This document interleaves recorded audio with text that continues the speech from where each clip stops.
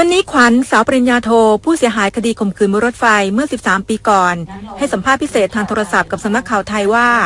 กลางเดือนนี้จะเดินทางกลับมาประเทศไทยโดยเธอจะขอเข้าพบคสช.และผู้ว่าการรถไฟ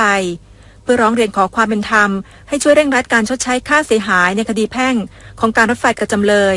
นายณัฐพัฒน์หรือฤทธิเดชจักรชัยลูกจ้างการรถไฟที่ข่มขืนเธอหลังจากศาลชั้นต้นและอุทธรณ์ได้พิพากษาให้ร่วมกันชดใช้ค่าเสียหายกับเธอจำนวน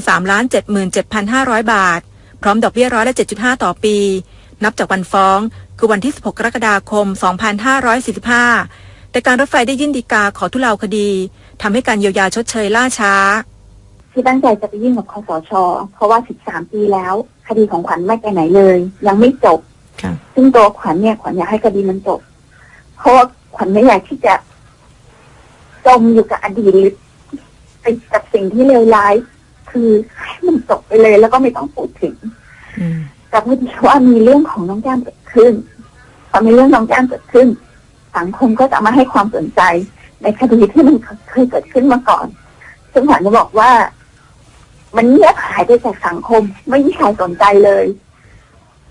ส่วนข้อเสนอให้เพิ่มโทษประหารชีวิตในคดีข่มขืนนั้นขวัญไม่คิดว่าจะทำให้คดีข่มขืนลดลงเนื่องจากเชื่อว่าคนที่กระทำการข่มขืนณขณะนั้นล้วนขาดสติไม่คำนึงถึงโทษที่จะได้รับจึงอยากให้เร่งรัดปรับปรุงระบบป้องกันและการแก้ไขปัญหาโดยเฉพาะระบบคุ้มครองความปลอดภัยของสตรีมากกว่าและรณรงค์การบังคับใช้กฎหมายอย่างเข้มข้นอาทิจำคุกตลอดชีวิตห้ามจำหน่ายและดื่มเครื่องดื่มแอลกอฮอล์ในรถไฟแทนถ้าให้ขวัญใช้อารมณ์ตอบขวัญก็จะตอบว่าขวัญเห็นด้วยแต่ถ้าให้ขวัญใช้สติคิดในการตอบขวัญคิดว่าโทษประหารอาจจะไม่ช่วยให้คดีข่มขืนลดลงคือตรงนี้ขวัญอยากให้มองว่าขวัญเข้าใจว่าคนที่เขาทำการข่มขืนณนาทีนั้นเนี่ยยังไงเขาก็ขาดสติเขาไม่มานั่งคิดว่าเขาจะไม่มานึกถึงโทษที่เขาจะได้รับขวัญคิดว่า